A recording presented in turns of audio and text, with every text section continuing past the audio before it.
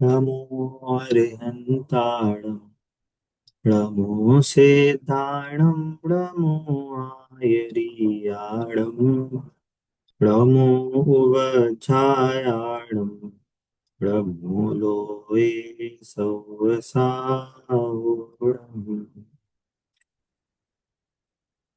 हमारी मंगल शासन टू का हमारा चैप्टर अहिंसा एक विवेचन, इस पे हमारी चर्चा चल रही थी। इस पे हमने समझा कि बाहर में जो हिंसा का स्वरूप है, अहिंसा का स्वरूप है, जैन धर्म में उससे एकदम परे आचार्य देव ने, अमृतचंद्र आचार्य देव ने पुरुषार्थ सिद्धि उपाय में एकदम डिफरेंट और कहना चाहिए एकदम बेसिक डेफिनेशन हमको दी कि है रागादि भावों की उत्पत्ति होना, ये वास्तव में हिंसा है। और ये रागादि भाव उत्पन्न ना हो तो वास्तव में यही अहिंसा है। और जो बाकी पांच पाप हैं, झूठ चोरी कुशील परिग्रह, ये भी मोह राग द्वेष रूप परिणाम होने के कारण ये भी वास्तव में हिंसा है ना। तो पॉइंट यहाँ पे ये आया कि इनको हिंसा क्यों कह रहे हैं, क्योंकि ये भाव हमारे जो स्वभाव भाव हैं, संवर निर्जरा रूप जो शुद्ध भाव हैं, इन भावों का घात करते हैं, इसलिए इनको हिंसा कहा जा रहा है ना। इसका देखो बहुत वैज्ञानिक ये रीजन दे रहे हैं आप कि हमें जो हिंसा अहिंसा का, या हम कहें हिंसा रूप पाप, अहिंसा रूप धर्म जो हमें पालन करना है, वो बाहर की प्रवृत्ति रूप हमें कुछ काम नहीं करना। अंदर के भाव। हमें मात्र और मात्र हमें अपने अंदर के अपने जो हमारे भाव हो रहे हैं उन पे काम करना है, जिससे कि हमारा जो हिंसा रूप जो पाप हो रहा है वो नाश हो और हमारे में अहिंसा प्रकट हो।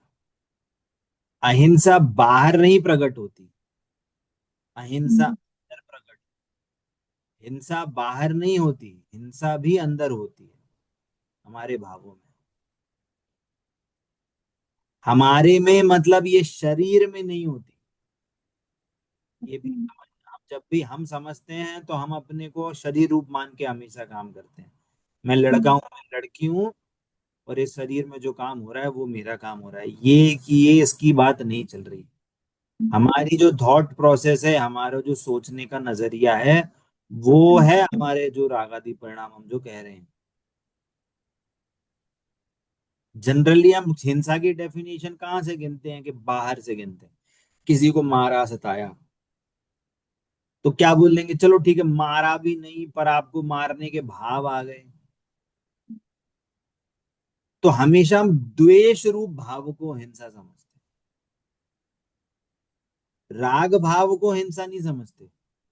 बल्कि राग भाव जो होते हैं उससे ज्यादा हिंसा होती है। जितने भी बुरे काम होते हैं, सत्य व्यसन है, वो राग के कारण होते हैं।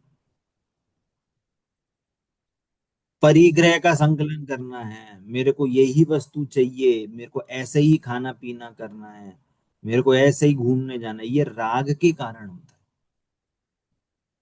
क्रोध मान माया लोभ को तो अपन कहते हैं कि क्रोध द्वेष रूप है, मान द्वेष रूप है, पर माया और लोभ, लोभ को तो और पांचों चारों पांचों पाप का जो बाप कहा जाता है, लोभ ये राग रूप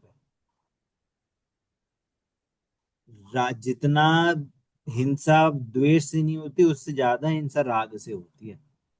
और ये हम बोलने के लिए नहीं, ये हमें खुद से एनालिसिस करना चाहिए, हमारे चीजों में क्या चल रहा है, हम राग कर रहे हैं क्या चीजों से। वस्तु राग मतलब वस्तु में इष्टपना, कि ये मेरे लिए अच्छी है और मेरे को ये चाहिए। मेरे को नया घर चाहिए, मेरे को नए कपड़े चाहिए, मेरे को ऐसा खाना पीना चाहिए, मेरे को नया मोबाइल चाहिए, मेरे को नई जॉब चाहिए, जो भी आप सब चीजें लगाओ। मेरे को बेटा अच्छा चाहिए, मेरे को पति अच्छा चाहिए, मेरे को पत्नी अच्छी चाहिए। है ना, मेरे को मौसम अच्छा चाहिए, मेरे को गर्मी नहीं चाहिए, मेरे को एसी चाहिए। तो ये क्या है, ये इष्ट बुद्धि है, राग है, चीजों से हमें राग है। और जहां राग होगा वहां पे आपको असावधानी होगी। स्वरूप की असावधानी है, तो राग उत्पन्न हो रहा है, पर से अपन अच्छा मान रहे हैं, तो हिंसा होएगी ही होएगी। राग हुआ, हिंसा हुई। समझ में आ रही है बात? हम जनरली, और ये चीज, ये तो चलो हमने राग से समझा, पर इसका दूसरा पहलू भी ये है कि हमारे परिणामों से बाहर की चीजें नहीं चलती। चाहे राग भी हो, चाहे द्वेष भी हो। राग हो, द्वेष हो, बाहर की चीजें अपने अनुसार चेंज होती हैं, परिणमित होती हैं, उनकी प्रोसेस हमारे परिणाम के अनुसार नहीं चलती। मैं चाहूं मेरी बेटी 6 साल में 18 साल की हो जाए, नहीं होगी। वो जैसी है वो अपने हिसाब से बड़ी होती है। हम चाहें बहुत वो हो जाए, समझदार हो जाए, नहीं, ऐसा नहीं होगा। वो अपनी सीक्वेंस के हिसाब से जो जैसा सीखेंगे वैसा सीखेंगे। उसमें अपन कुछ नहीं कर सकते, तो अपन क्या बोलते हैं कि हाँ, ये अपने बड़ा हो रही है, बड़ी हो रही है। पर बाकी चीजों में क्यों नहीं लगाते? मैं रोज पता है सूरज आएगा, सूरज ढल जाएगा, तो हमें उस चीज का पता है। और बाकी चीजों का नहीं पता कि कोई वस्तु आती है तो बिछुड़ती ही बिछुड़ती है। साड़ी एक दिन आई है, कपड़े एक दिन आए हैं, तो वो बिछुड़ेंगे ही बिछुड़ेंगे, खराब होंगे ही होंगे। तो बाकी चीजों में क्यों नहीं लगाते कि ये हमारी चीज, और हम चाहते कि ये चीज हमारे साथ हमेशा बनी रहे। है ना? मतलब ये है कि हमें अपनी प्रवृत्ति देखनी है कि क्या हमें किसी चीज की इच्छा हमेशा बनी रहती है क्या, कि हमें ऐसा ही चाहिए। मूषार प्रकाशक में लिखा है, दुख का मूल कारण इच्छा है। इच्छा किसी फॉर्म में भी हो सकती है, द्वेष रूप भी हो सकती है, राग रूप भी हो सकती है। इच्छा हुई मेरे को ऐसा चाहिए, मेरे को ये नहीं चाहिए,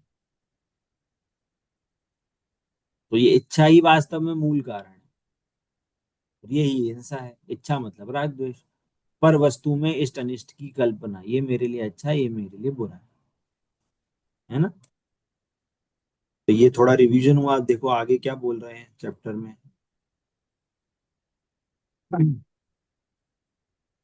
योग्य आचरण करने वाले सत्पुरुषों के रागादि भाव के नहीं होने पर केवल पर प्राण पीड़न होने से हिंसा नहीं होती। उनको रागादि भाव नहीं है, और तो भी बाहर में हिंसा, अगर किसी के प्राण नष्ट हो जाएं तो भी वो इनको हिंसा नहीं लगती। क्यों? क्योंकि हिंसा का संबंध सिर्फ मात्र और मात्र कषाय भाव से है। जितना कषाय भाव होगा उतने उतना उनका बंद होगा। कषाय भाव नहीं है तो बंद नहीं होगा। तो उषा प्रकाशक का भी हम स्वाध्याय करें तो उसमें आता है कि कोई मुनि है ना, पर उसको कषायों का नाश नहीं हुआ, आत्मश्रद्धा नहीं हुआ, परंतु बाहर में प्रवृत्ति एकदम ऐसी है कि एकदम 28 मूल गुण का पालन कर रहा है, कोई हिंसा नहीं कर रहे, एकदम निरतिचार पालन हो रहा है। और कोई सम्यक दृष्टि जीव है, ज्ञानी जीव है, कोई व्रत नहीं पाले, परंतु मतलब व्यवसाय आदि करे, तो उसको हम बोलते हैं कि ये तो बहुत पाप कर रहा है। पर जनवाणी ऐसा बोलती है कि ये ऐसा नहीं है। यदि उस मुनिराज होते हुए भी यदि आत्मश्रद्धा नहीं है ना, तो उसको अनंतानुबंधी राग होने से, बाह्य प्रवृत्ति कैसी भी हो, अंतर राग होने से उसको तीव्र बंध होता है। क्योंकि वो ऐसा मानता है कि मैं यदि ऐसी क्रिया करूंगा तो मुझे धर्म होगा, मैं व्रत पालूंगा तो धर्म होगा। तो वो शरीर की क्रिया से धर्म मानना मांगता है। परंतु जिसको आत्मश्रद्धा है, घर गृहस्थी में रह रहा है, पर उसको राग आदि भाव हेय लगते हैं, उसको वो बुरा मानता है। होते हैं, घर गृहस्थी के भाव होते हैं, पर उसको अच्छा नहीं मानता। उसको छोड़ना, जल्दी छूटे। अब नहीं हो पा रहे, आत्म आत्म स्थिरता ज्यादा नहीं है, तो जितनी जितनी स्थिरता होती है उतना उतना उसको आनंद है, उतना उतना उसको कर्मों की निर्जरा होती है ना। जिसका उदाहरण ऐसे देते हैं कि जैसे कोई मरीज हो, है ना, और उसको एकदम 5 स्टार होटल में, एकदम होटल नहीं, 5 स्टार हॉस्पिटल में भर्ती करा दिया जाए। एकदम एसी रूम बढ़िया, एकदम रूम सर्विस, बटन दबाओ तो हॉस्पिटल से जो भी नर्स हो वो आ जाए, कोई दिक्कत आए, सब कुछ बढ़िया। पर वो आदमी क्या समझता है, अरे घर चलना है, इस ये बीमारी जो है ना जल्दी टंटा छूटे, है ना। तो भले ही वो ज्ञानी भले ही स्वर्ग तक पहुंच जाए, या उसको मनुष्य गति में बहुत अच्छे चक्रवर्ती आदि पद मिल जाए, तो भी वो उसको नहीं समझता कि ये मेरे लिए बहुत अच्छा है, विषय कषाय मेरे लिए बहुत अच्छे हैं, स्वर्ग के भोग मेरे लिए बहुत अच्छे हैं, ये 96 रानियां मेरे को बहुत अच्छी है। ये उनको बोलते हैं ठीक है अभी टाइमिंग चल रहा है, पर मेरे को तो सिद्ध गति प्राप्त करनी है। पर अज्ञानी जीव कैसा मांगेगा, कि अज्ञानी जीव ऐसा मांगेगा कि शुभ राग करना चाहिए, दया करना चाहिए, वस्तुओं में राग करते हैं, इष्ट अनिष्ट की कल्पना करते हैं। भले ही उससे जीव नहीं मर रहे हो, पर राग अंदर राग बैठा है ना, राग की रुचि बैठी है ना, तो उसको बंद होगा, है ना। और यहाँ पे क्या बोल रहे हैं कि अयत्नाचार असावधानी प्रवृत्ति वाले जीव के, अन्य जीव मरे चाहे ना मरे, हिंसा अवश्य होती है, क्योंकि वह कषाय भाव में प्रवृत्त रहकर आत्मघात स्वहिंसा तो करता ही है, आत्मघाती ही महापापी कहा गया है। आत्मघाती है, उसको अपने स्वभाव का पता ही नहीं है कि उसको आत्मिक सुख क्या होता है, और उसको उसका पता नहीं होने के कारण वो बाहर की चीजों में, प्रवृत्ति में, शुभ प्रवृत्ति में सुख मानता है ना। यहाँ कोई यह कहता है कि जब दूसरे जीव के मरने और न मरने से हिंसा कोई संबंध नहीं है, तो फिर हिंसा के कार्य के बचने की क्या आवश्यकता है। लास्ट क्लास में हमने इस क्वेश्चन पे छोड़ा था। बस परिणाम शुद्ध रखो। तो आचार्य क्या कहते हैं कि यद्यपि पर वस्तु के कारण रंच मात्र भी हिंसा नहीं होती, फिर भी परिणामों की शुद्धि के लिए हिंसा के स्थान आश्रयभूत कारण पर पदार्थों को छोड़ना चाहिए। आपकी अभी इतनी आत्म स्थिरता नहीं हुई है कि आपको विषय कषाय दो और आप उस पर नहीं फिसलो, तो एटलीस्ट टू लीस्ट उसको पाप भावों से बचाने के लिए उसको बताया जाता है कि जो आपके हिंसा के स्थान है, विषय भोग है, उनका त्याग करो, तो एटलीस्ट आपकी मंद कषाय बनी रहेगी। मंद कषाय में ये फायदा है कि मंद कषाय में देवशास गुरु के समीप जाने, अपना आत्म स्वरूप समझने की आप में क्षमता रहेगी। तीव्र कषाय में तो मंदिर ही नहीं जाएगा, तीव्र कषाय में तो वो सुनेगा ही नहीं स्वाध्याय, तीव्र कषाय में तो वो चर्चा नहीं करेगा, शास्त्र नहीं पढ़ेगा, है ना।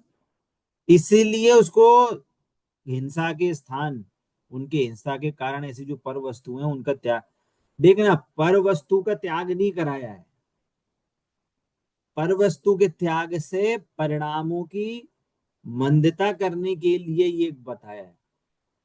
आप भले त्याग कर दो और अंदर में लालसा बनी रहे, क्या, कि जैसे मान लो बहुत से लोगों का क्या होता है, बहुत से लोगों को कि वो होते हैं, रसी का त्याग होता है, कि आज भाई हम चीनी नहीं खाएंगे, ठीक है। अब बच्चे ने जिद कर दी घर में कि नहीं मेरे को तो आज हलवा खाना है, तो क्या बोलते हैं, अच्छा ठीक है तुम ऐसा करो उसके लिए हलवा बना दो, मेरे लिए जो हलवा है ना मेरे कल बना देना, मैं कल खा लूंगी, ये कल खा लूंगा। तो ये क्या हुआ, ये क्या त्याग हुआ तुम्हारा, लालसा तो तुम्हारी अभी भी बनी हुई है।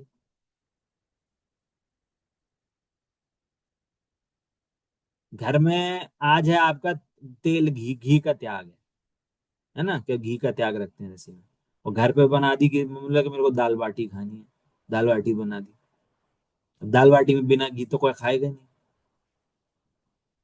तो क्या करेंगे, अच्छा तुम हमारे लिए कल रख दो, हम कल खा लेंगे। एग्जाम्पल। तो ये त्याग किसके लिए छुड़ाना था, क्या वो एक्टिविटी के लिए छुड़ाना था क्या? तुम्हारी लालसा तो अभी भी बनी हुई है, इच्छा तो अभी भी बनी हुई है। तो तुम, इसका क्या मीनिंग हुआ उसका त्याग का फिर? त्याग का मीनिंग था तुम्हारे तुम्हारे इस त्याग से तुम्हें बाहर की चीजों की जो लालसा थी वो कम हो। हमें बने, नहीं बने, आज अगर नहीं मिल रही कोई चीज इस टाइप की, तो हम जितना मिलेगा हम उसमें संतोष रखेंगे। जिससे कि हमारे में जो संतोष प्रवृत्ति है कि कम, जिसको आज की भाषा में मिनिमलिस्टिक लाइफ बोलते हैं। अरे जो जितना मिलेगा हम उसमें शांति से कर लेंगे भोजन। हमें ज्यादा इच्छा नहीं करनी, लालसा नहीं रखनी भोजन की। जिससे कि वो आगे व्रत आदि पाले तो उसको टेंशन ना हो, कोई चीज मिल रही है कोई चीज नहीं मिल रही, व्रत हो रहा है, तो अब उसको खाने, बहुत से लोगों को होती है खाने की लालसा, है ना? ऐसा। तो यहाँ पे क्या कह रहे हैं, व्यवहार से जिसे हिंसा कहते हैं, जैसे किसी को मारना, किसी को सताना, दुख देना आदि हिंसा ना हो, यह बात नहीं है, है ना? वे तो हिंसा ही है, क्योंकि उनमें प्रमाद का योग अस्तित्व नियम से ही रहता है। पर हमारा लक्ष्य उन्हीं पर केंद्रित हो जाता है और अंतरंग में होने वाली भाव हिंसा की तरफ दृष्टि नहीं डाल पाते। अतः यहाँ पर विशेषकर अंतर में होने वाली रागादि भाव रूप भाव हिंसा का ध्यान आकर को ध्यान भाव हिंसा की ओर ध्यान आकर्षित किया जाता है। जब भी हम हिंसा की बात करते हैं तो व्यवहार से हिंसा की बात करते हैं, जो अभी बात हुई कि हम बाहर से मारना सताना, इस रूप द्रव्य हिंसा जो है बाहर से, इसी को ही हम मात्र हिंसा मान लेते हैं। अंदर में जो परिणाम हो रहा है, प्रमाद हो रहा है, मतलब प्रमाद मतलब हम अपने स्वरूप में स्थिर नहीं हो पा रहे, हम अपना स्वरूप का श्रद्धान नहीं कर पा रहे, हमें अपने स्वरूप का निर्णय नहीं हो रहा कि ये हमारे लिए भाव हितकर है कि अहितकर है। कोई ऐसा भाव आया, अरे क्या करें, ये चीज सोना लें कि नहीं लें, बेटे को पढ़ाएं कि नहीं पढ़ाएं, कुछ करना चाहिए कि नहीं करना चाहिए, मंदिर जाएं कि नहीं जाएं, भक्ष्य खाएं कि नहीं खाएं। अब इसमें हमें यही नहीं समझ में आ रहा कि ये सही बात क्या है। हमें अंदर के परिणाम नहीं समझ में आ रहे, अरे ठीक है चलो खा खा लो, क्या दिक्कत, माला फिर लेंगे, मंदिर चले आएंगे, टीका लगाए आएंगे, अभिषेक करे आएंगे, जो भी एक्स वाई जेड। ऐसे थोड़ी मतलब हित अहित का विचार करने के लिए आपको शक्ति मिली है। प्रमाद से ही ये सारे विचार नहीं होते कि हमें सही चीज हमारे लाइफ में क्या है। और इसमें नहीं, हर किसी के केस में, चाहे धार्मिक हो चाहे लौकिक केस हो, हमें हित अहित का विचार होना चाहिए। यदि हमें हित अहित का विचार आने लगा हमारे लिए, और कहें तो हमारे साथ हमारे जो परिवारजन है उनके लिए हित अहित का विचार होने लगा, कौन से पारमार्थिक हित, कि जिसके कारण उस जीव के परिणाम नहीं बिगड़े, वो ज्यादा हैरान परेशान नहीं हो, उसका जीवन शांति में बीते, अभी बीते आगे भी उसका जीवन शांति में बीते, तो वास्तव में वो सजगता कहलाएगी कि हाँ हम सजग हैं अपने लिए। पर वास्तव में हिंसा क्या कह रहे हैं यहाँ पे, कि ये सारे प्रमाद रूप हिंसा है। अंतरंग में होने वाली वास्तव में जो हिंसा होती है राग द्वेष, वो उस पे हमारा जोर नहीं जा, उस पे हमारा ध्यान नहीं जाता, है ना? क्या बोल रहे हैं, जिस जीव के बाह्य स्थूल हिंसा का भी त्याग नहीं होगा, वह तो इस अंतर की हिंसा को समझ ही नहीं सकता। अतः चित्त की शुद्धि के लिए अभक्ष्य भक्षण आदि एवं रात्रि भोजन हिंसक कार्यों का त्याग तो अति आवश्यक है, तथा मध्य मास मधु एवं पंचोदंबर फलों का त्याग भी आवश्यक है, क्योंकि इनके सेवन से अनंत त्रस्त जीवों का घात होता है और परिणामों में क्रूरता आती है। अहिंसक वृत्ति वाले मंदकशाई जीव के इस प्रकार की अनर्गल प्रवृत्ति नहीं पाई जाती। मीनिंग ये है कि जिनवाणी में, पहले भी चर्चा हुई है, जिनवाणी में दो टाइप के उपदेश हैं। एक तो डायरेक्ट जो वस्तु स्वरूप है, आत्म स्वरूप है, उसके उपदेश से जीव को अपना स्वरूप का भान हो, अपने स्वरूप का निर्णय हो, वो डायरेक्ट स्वरूप का निर्णय कर ले और मोक्ष मार्गी हो जाए। एक तो ये उपदेश है।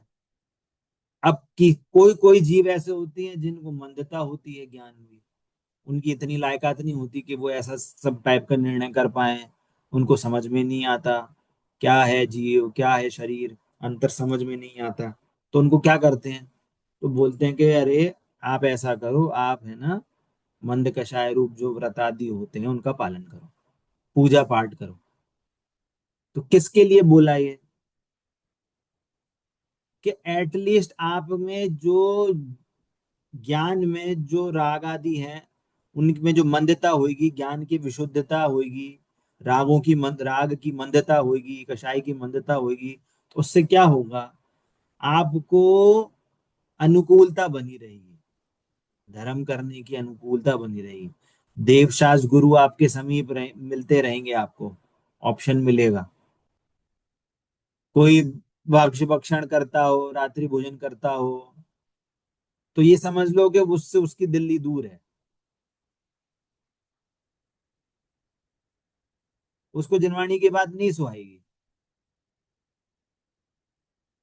और जो जीव इनका त्याग करे, सात्विक जीवन जिए, अहिंसात्मक जीवन जिए, उसके क्या है कि उसको कषाय की मंदता है।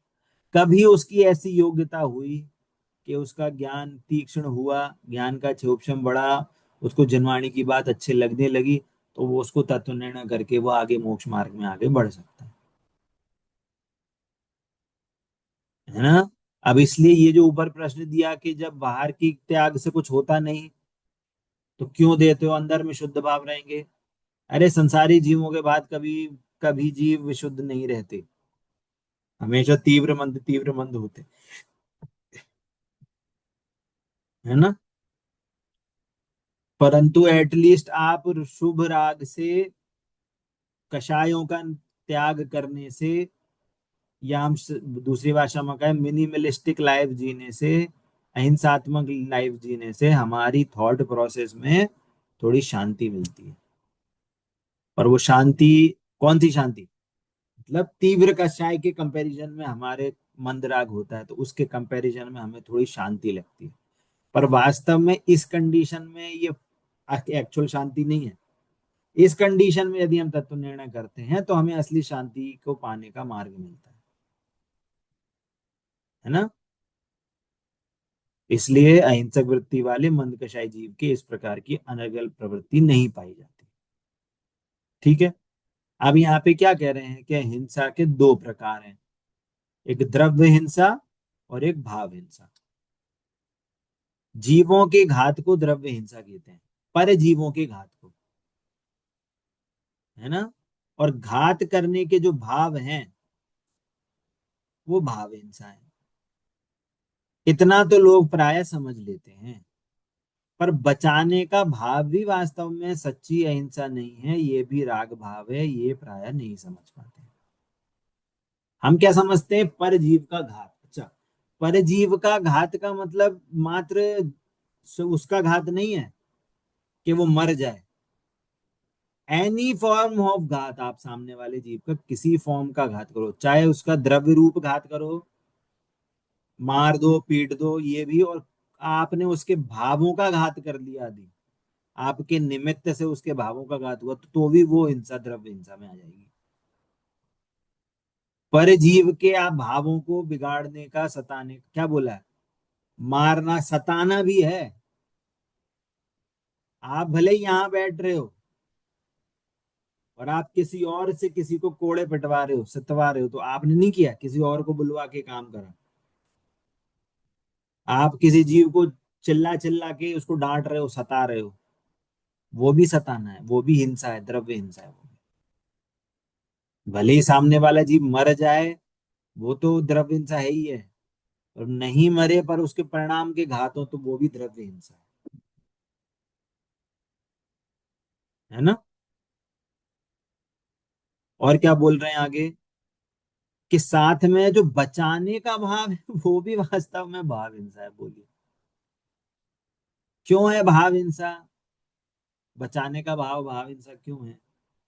क्योंकि वहां पे भी राग रूप परिणाम है, दया का परिणाम है कि वो बच जाए।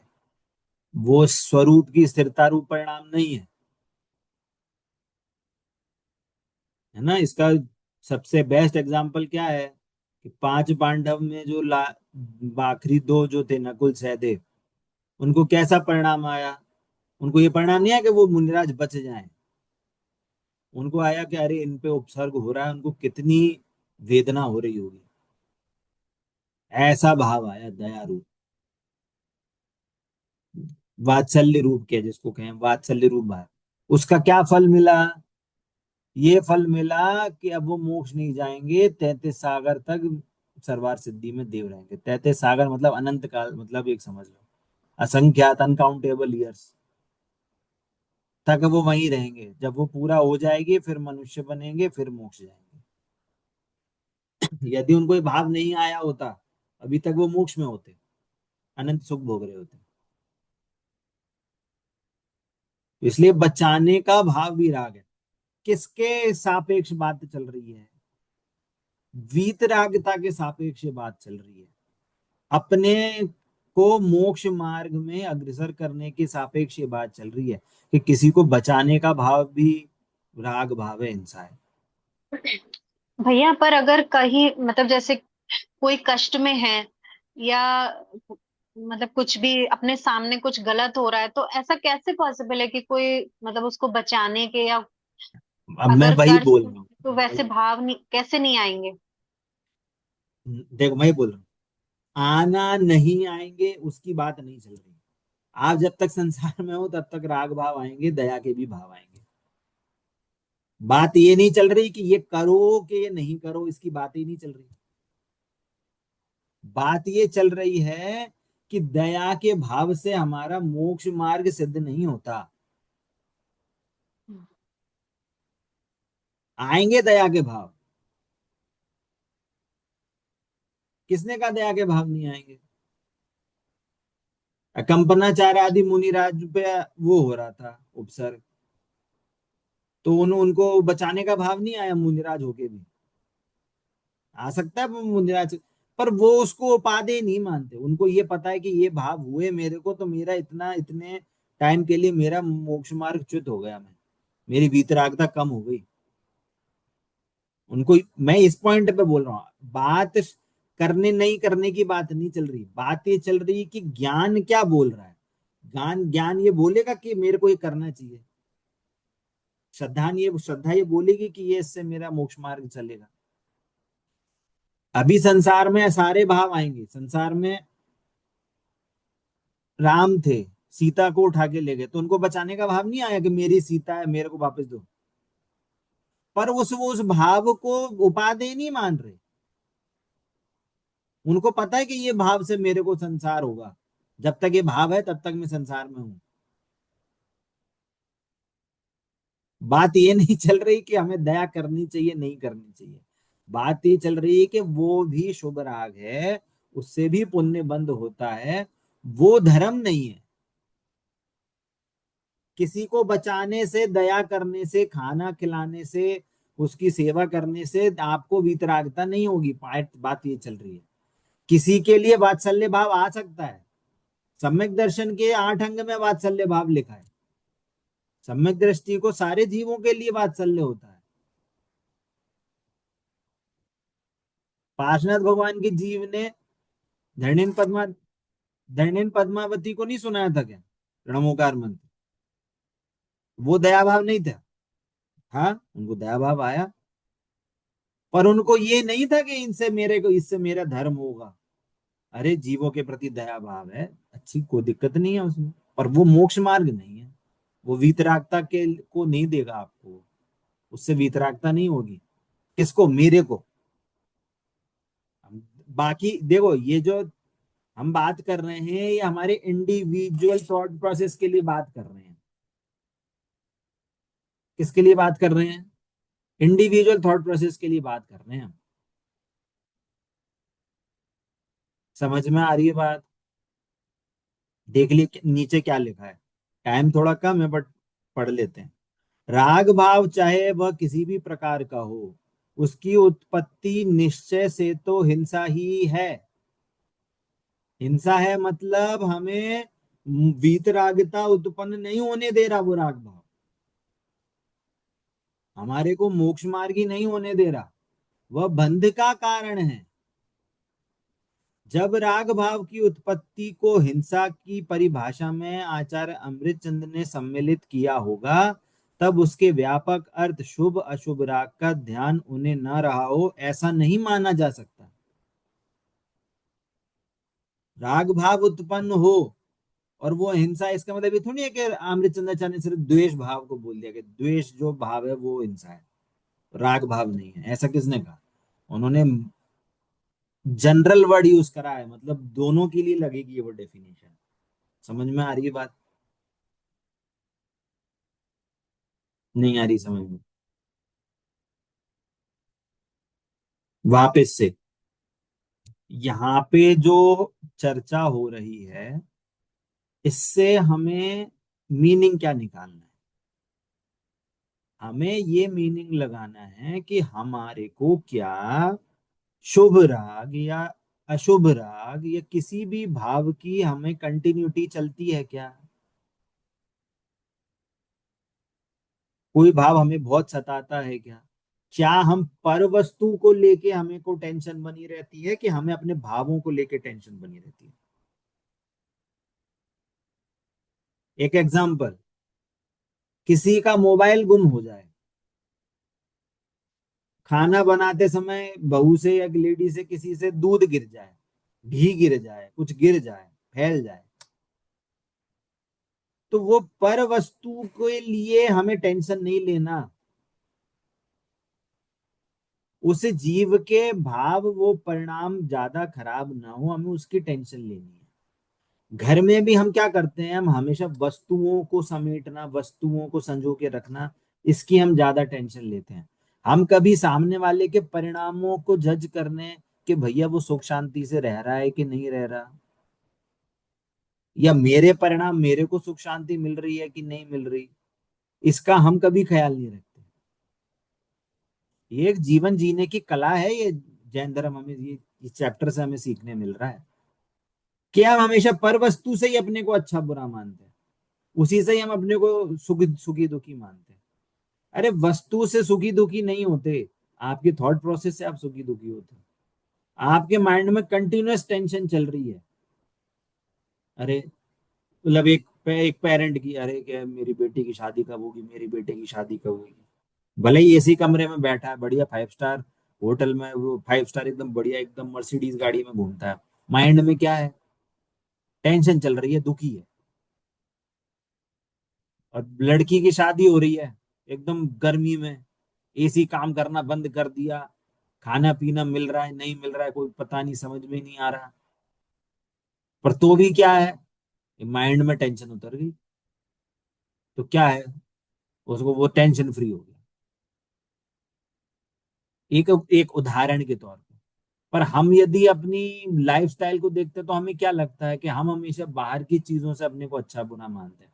अपने अंदर जो हमें राग द्वेष चल रहे हैं किसी के इष्ट अनिष्ट रूप, है ना, तो हम वो गिनते ही नहीं। हमें हमेशा अपने बच्चे, हमें क्या लगते हैं कि हम हमेशा बच्चों को सुधारना चाहते हैं, तो हमेशा गुस्सा गुस्सा, ये नहीं करो, ये नहीं करो, वो नहीं करो, ऐसा नहीं करो, वैसा नहीं करो, ये पढ़ाई करो, वो पढ़ाई करो। अरे वो सारी चीजें वो जीव अपने कर्मोदय को लेके आया है, वो अपने हिसाब से उसको सक्सेस मिल जाएगी, अपने कर्मोदय में होगा, उसको सक्सेस जब मिलनी है तब मिलेगी, आपके पढ़ाने से आपके कंट्रोल से नहीं मिलेगी। हमें अपने रागादि भाव, मतलब हमें अपने भावों की हमें परख करनी है इस चैप्टर को पढ़ के, पॉइंट ये है ना? तो समय अपना हो रहा है, तो हमें बस इस चैप्टर में ये समझना है कि शुभ भाव हो अशुभ भाव हो, ये वास्तव में हिंसा है। और जब तक हमें मोक्ष मार्ग प्रकट नहीं हो रहा, तब तक हमारे लिए शुभ राग उपयोगी है, उपादेय नहीं है। उसका भी हमें त्याग करना है और आत्मा का निर्णय करके हमें अपना सच्चा स्वरूप जो है वो प्रकट करना है ना। इस भावना से अब आज की चर्चा अपन यही विराम देते हैं, आगे चर्चा करेंगे। जिन वाणी के ज्ञान से सूझे लोकालोक, सो वाणी मस्तक नमो सदा देत लोक। बोली तो आचार्य में जिनवाणी माता की जय हो, जय हो, जय। अहिंसा में जैन धर्म की जय हो, जय हो। जय जिनेन्द्र सभी को।